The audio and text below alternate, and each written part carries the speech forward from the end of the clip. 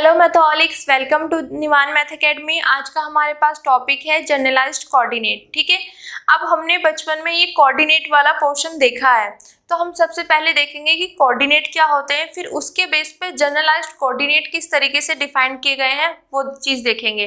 ठीक है, तो हम जैसे अपना छोटी क्लासेस में हमसे बोल दिया जाता था this is the X Y plane, ऐसे हमारे पास ग्राफ में हम बनाते थे एक्स और वाई, तो हमसे बोल दिया जाता था कि 2, 5 ये बताओ कि ये पॉइंट इस ग्राफ में कहाँ पर है, इनकी क्या पोजीशन है, ये चीज। तो हम क्या करते थे, ये x होता था हमारे पास, ये y, मतलब ये जो पहला वाला हमारे पास पेयर होता, ये वाला, ये दो पेयर है ना, 2 और 5 का ऑर्डर्ड पेयर, तो यहाँ पे जो ये पहला वाला होता था ये x एक्सिस पर चलता था और जो ये होता था ये y एक्सिस पे। तो यहाँ पर 2 है तो ये x एक्सिस पर 2 चला होगा, फिर y एक्सिस पे कितना 5, तो मेरे पास कहीं यहाँ पे ये होगा। तो इस तरीके से हम किसी भी एक्स वाई प्लेन में या जो भी हमारे पास ग्राफ होता था तो वहां पे हम अपने पॉइंट को डिटरमाइन, मतलब उसको लोकेट करते थे कि ये यहाँ पे, इसकी पोजीशन यहाँ पे है। तो मींस कोऑर्डिनेट का मतलब क्या होता है, किसी भी पॉइंट की पोजीशन को डिटरमाइन करना, कि मेरे पास कोई पॉइंट है तो उसकी पोजीशन कहाँ पर है उसके बारे में बताना, उसके बारे में डिटरमाइन करना ही हम कोऑर्डिनेट कहते हैं। अब मेन चीज़ आता है कि जनरलाइज्ड कोऑर्डिनेट क्या होता है। क्या जनरलाइज्ड कोऑर्डिनेट भी इसी तरीके से रिलेटेड होता है कि किसी पॉइंट की पोजीशन को डिटरमाइन करना? देखो, कोऑर्डिनेट तो मतलब वही है, कोई पॉइंट होगा उसकी हमें पोजीशन को डिटरमाइन करना पड़ेगा, बट जनरलाइज्ड वर्ड यूज हुआ है तो कुछ ना कुछ तो इसमें चेंज होगा। तो हम देखते हैं कि इसमें चेंज क्या है। देखो, the minimum number of coordinate required to describe the configuration of the dynamical system. जैसा कि हम इस यूनिट में डायनेमिकल सिस्टम की बात कर रहे हैं, मीन्स पार्टिकल्स के बारे में बात करें, तो अगर मेरे पास कोई भी पार्टिकल है, कोई भी स्ट्रक्चर है, उसमें कोई पार्टिकल है, तो उसकी पोजीशन क्या है। ठीक है, क्योंकि कोऑर्डिनेट का मतलब क्या होता है, किसी पॉइंट की पोजीशन को डिटरमाइन करना। तो डायनेमिकल सिस्टम में कोई भी पार्टिकल्स है तो उसका मतलब अगर वहाँ पे हम कोऑर्डिनेट की बात कर रहे हैं तो उस पार्टिकल्स की पोजीशन को डिटरमाइन करना। पर जनरलाइज्ड वे में कैसे करते हैं वो देखते हैं। ठीक है, यहाँ तक हो गया at any given time is are called the generalised coordinate, इसको हम जनरलाइज्ड कोऑर्डिनेट बोलते हैं। अब क्या है, जैसे मेरे पास कोई भी, ये किसी भी तरीके से ले लो, मेरे पास एक डायनेमिकल सिस्टम हो गया, इसमें मेरे पास पार्टिकल्स हैं। ठीक है, तो इस डायनेमिकल सिस्टम में जो पार्टिकल्स हैं इनकी कोई पोजीशन होगी, कोई लोकेशन होगी, कोई स्ट्रक्चर होगी, कोई कॉन्फ़िगरेशन होगी, किस तरीके से है ये पार्टिकल, कहाँ पे प्रेजेंट है। तो क्या है कि इस डायनेमिकल सिस्टम में जो भी मेरे पास पार्टिकल है या जो डायनेमिकल सिस्टम है उसकी कॉन्फ़िगरेशन को डिस्क्राइब करने के लिए जो मेरे पास मिनिमम नंबर ऑफ कोऑर्डिनेट होते हैं उन्हीं को हम बोलते हैं जनरलाइज्ड कोऑर्डिनेट। ठीक है, यहाँ पे हम बात कर रहे थे सिंपली कोऑर्डिनेट कि जैसे मैंने यहाँ पे आपको बताया, यहाँ पे ये पॉइंट मतलब जो पार्टिकल है कहाँ पे लोकेट है, क्या पोजीशन है, क्या इसकी कॉन्फ़िगरेशन है, सिंपल, तो वो चीज़ हम बता देंगे। बट हमें मिनिमम नंबर ऑफ कोऑर्डिनेट बताना कि हम कम से कम कोऑर्डिनेट बता सकें और इसको ये भी बता सकें ये कहाँ पे, इसकी कॉन्फ़िगरेशन क्या है, इसको डिस्क्राइब कर सके, इसके बारे में हम बात कर सके, बता सके। ठीक है, तो हमें मिनिमम नंबर ऑफ कोऑर्डिनेट को बोलते हैं। किसी भी डायनेमिकल सिस्टम की कॉन्फ़िगरेशन को डिस्क्राइब करने के लिए जो मेरे पास मिनिमम नंबर ऑफ कोऑर्डिनेट होते हैं उनको बोलते हैं जनरलाइज्ड कोऑर्डिनेट। तो इस चीज़ को माइंड में सेट रखना, एक मेरे पास डायनेमिकल सिस्टम होगा, ठीक है, तो उसकी जो कॉन्फ़िगरेशन होती है उसके बारे में बताने के लिए minimum number of coordinate. Coordinate तो मतलब हम किसी भी पॉइंट की पोजीशन को डिटरमाइन करते हैं, पर मिनिमम नंबर ऑफ कोऑर्डिनेट, कम से कम कोऑर्डिनेट में हम उसको बता सकें, तो मिनिमम नंबर ऑफ कोऑर्डिनेट जो होते हैं उन्हीं को बोलते हैं generalised coordinate. Clear? I hope ये चीज़ अच्छे से समझ आ गई और एग्जाम्पल से और ज़्यादा अच्छे से समझ आएगी। ठीक है, These are denoted by Q1, Q2, so on Qn, इनको हम इस तरीके से डिनोट करते हैं। क्लियर? Q1 हो गया, Q2 हो गया, Qn हो गया, ये हमारे पास जनरलाइज्ड कोऑर्डिनेट होते हैं। अब इसी टॉपिक से रिलेटेड होता है हमारे पास degree of freedom, degree of freedom की हमने डेफिनेशन मैक्सिमम एग्जाम में आती हुई देखी है, तो इस चीज को भी आप अच्छे से समझना। और ये हमारे पास रिलेटेड है जनरलाइज्ड कोऑर्डिनेट से, ठीक है। अब देखो the number of generalised coordinate, ठीक है, required to describe the configuration of the system. मेरे पास कोई भी सिस्टम है, उसकी कॉन्फ़िगरेशन को डिस्क्राइब करने के लिए मेरे पास जो जनरलाइज्ड कोऑर्डिनेट होते हैं, उनके जो नंबर होते हैं, उन्हीं को हम डिग्री ऑफ फ्रीडम बोलते हैं।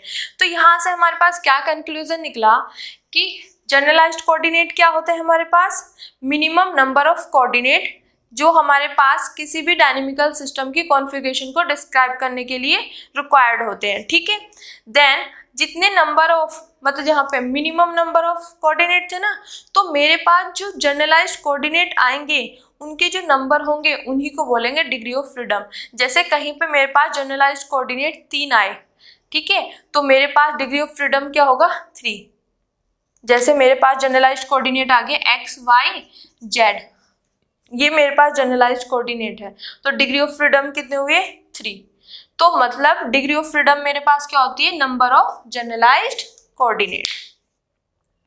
यहाँ पे हम मिनिमम नंबर ऑफ कोऑर्डिनेट देखेंगे, जो मेरे पास जनरलाइज्ड कोऑर्डिनेट आ जाएगा उनका जो नंबर होगा वो होगा मेरे पास डिग्री ऑफ फ्रीडम। क्लियर।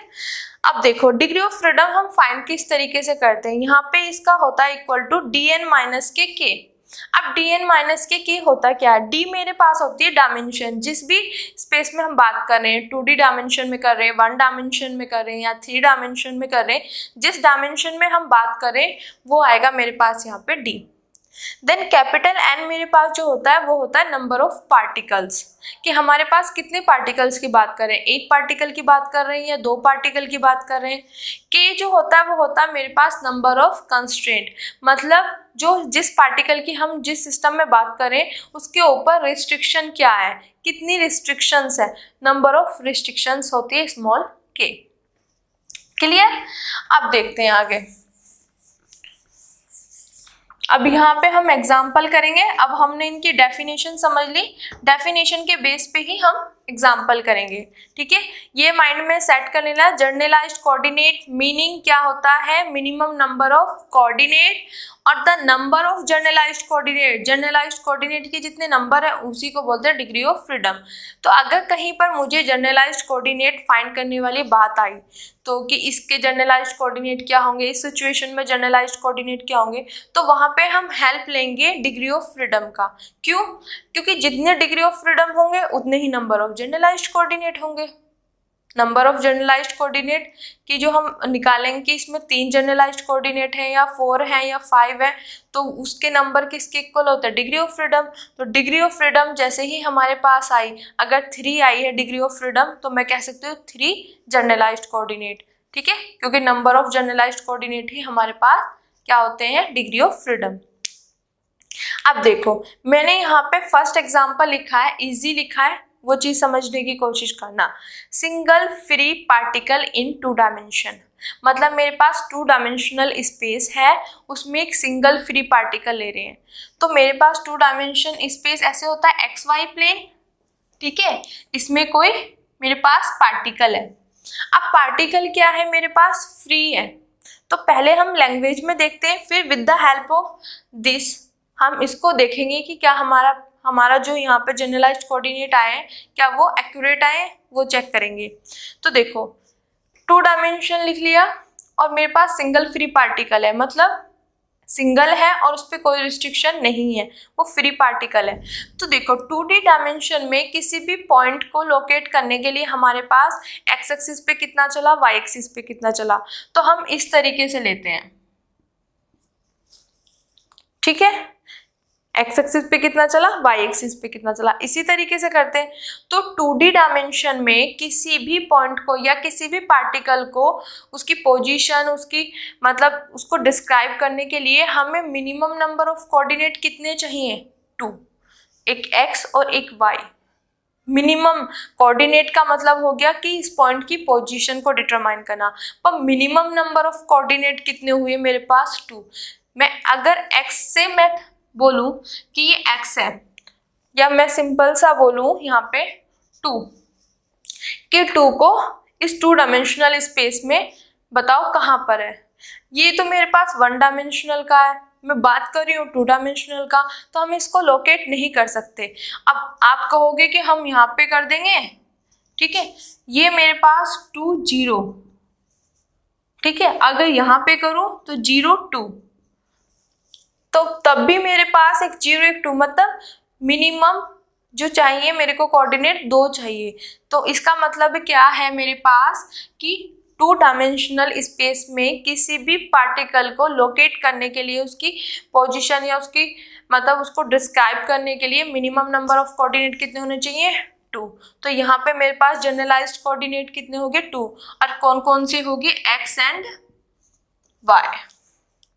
ये तो हो गया हमने जो नॉर्मली अब तक हम जो हमारे माइंड से हम अब तक करते आए हैं कि एक्स वाई प्लेन है और 2 डायमेंशनल है, तो इसमें कोई भी पॉइंट इस तरीके से लोकेट करते हैं। But with the help of this हम किस तरीके से निकालेंगे, देखो मेरे पास होता है degree of freedom. Degree of freedom क्या होता है मेरे पास, डी एन माइनस के। डी डायमेंशन कौन सी यूज करें, 2 डायमेंशनल का यूज करें ना, तो 2। पार्टिकल्स की किसकी बात हो रही, सिंगल पार्टिकल, इसकी मतलब इसकी वैल्यू 1। अब यहाँ पे माइनस, अब के मेरे पास क्या होता है, नंबर ऑफ रिस्ट्रिक्शन। कंस्ट्रेंट की बात हो मतलब उसके ऊपर कितनी रिस्ट्रिक्शन लग रही, बट यहाँ पे फ्री है, उस पर कोई रिस्ट्रिक्शन नहीं है, तो मतलब इसकी वैल्यू क्या होगी मेरे पास, 0। तो यहाँ से 2 - 0 = 2, तो वही चीज निकल के आ गई। डिग्री ऑफ फ्रीडम का मतलब क्या है कि नंबर ऑफ जनरलाइज्ड कोऑर्डिनेट, हमारे पास जनरलाइज्ड कोऑर्डिनेट कितने हैं, 2 है। क्लियर, समझ आया। नाउ अब हम करते हैं 3D स्पेस में। 3D स्पेस में अगर हम जनरली बात करते हैं एक्स वाई जेड, हमसे बोला जाए कि हम 3D स्पेस में हैं, तो किसी भी पार्टिकल या किसी भी पॉइंट को लोकेट करने के लिए हम किस तरीके से उसको रिप्रेजेंट कर सकते हैं। तो हम क्या करते हैं, जब भी कोई पॉइंट हम 3D स्पेस में करेंगे तो हमें एक्स एक्सिस पे कितना चला, वाई एक्सिस पे कितना है, जेड एक्सिस पे कितना, तभी तो उसको लोकेट कर पाएंगे।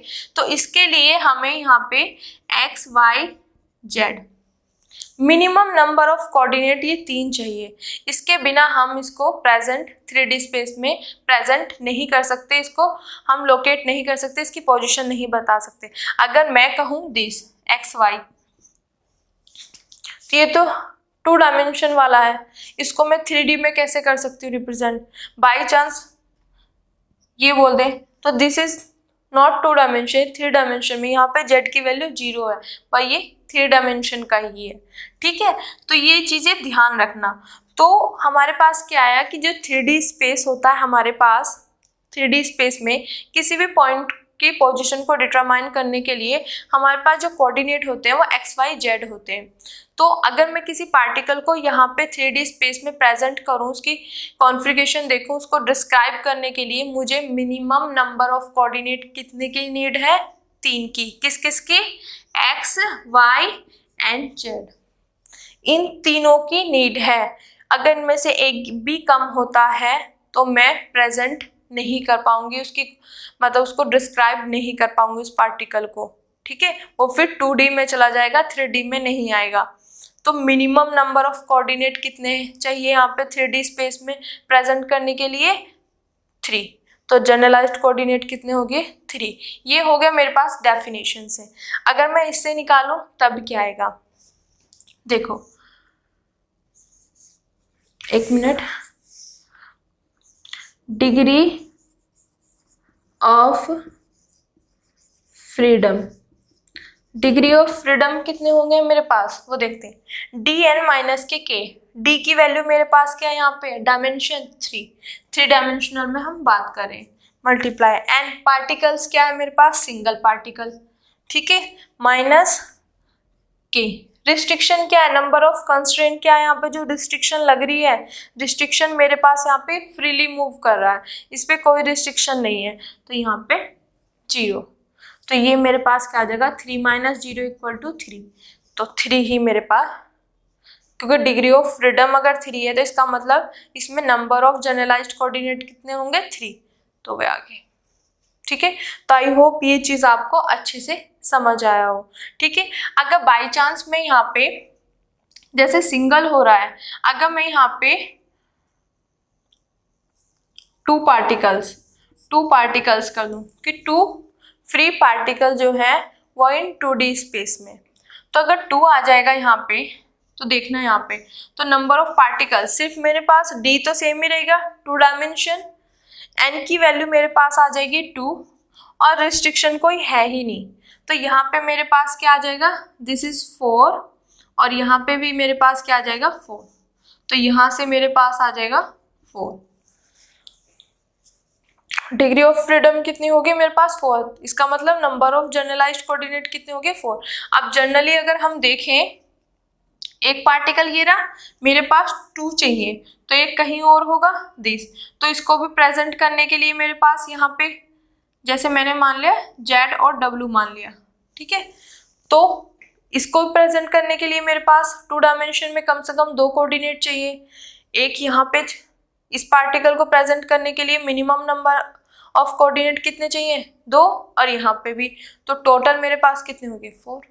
अगर नॉर्मली लैंग्वेज में देखें तब भी बता सकते हैं, अगर ऐसे निकालें तब भी, ठीक है। सिमिलरली अगर मैं यहाँ पे कर दूं 2 फ्री पार्टिकल्स, तो एक मेरे पास यहाँ पे है, तो एक कहीं और होगा, तो मैंने मान लिया दिस x1 y1 z1। तो 3D स्पेस में एक पार्टिकल को प्रेजेंट मतलब उसकी डिस्क्राइब करने के लिए मुझे 3 चाहिए यहाँ पे coordinate, minimum number of coordinate. फिर सिमिलरली सेकंड को भी डिस्क्राइब करने के लिए 3 चाहिए, तो 3 कितने हो गए 6, तो यहाँ पे मेरे पास कितने आ जाएंगे 6। अब फॉर्मूले से निकाल के देखते हैं, जैसे यहाँ पे मैंने लिख रखा है ना xy, यहाँ पे एंड दिस आ जाएगा, यहाँ पे x1 y1 और z1। फॉर्मूले से निकाल के देखते हैं, 3D डायमेंशन d की वैल्यू 3 रहेगी, पार्टिकल्स क्या हो जाएंगे यहाँ पे मेरे पास 2, तो यहाँ पे क्या आ जाएगा मेरे पास 6 और 6। अब देख लो 6 आ गया, काउंट कर लो 1 2 3 4 5 6। क्लियर। तो ये इजी है, सिर्फ आपको ध्यान इतना रखना है।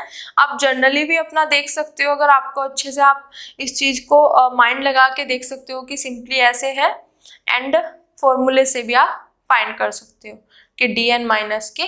तो आई होप आज की ये वीडियो आपको अच्छे से समझ आई होगी। अगर आपको मेरे वीडियोस, मेरे लेक्चर्स पसंद आ रहे हैं तो please like subscribe my channel और उन बच्चों तक जरूर पहुंचाएं जिनको इनकी नीड है। Thank you so much.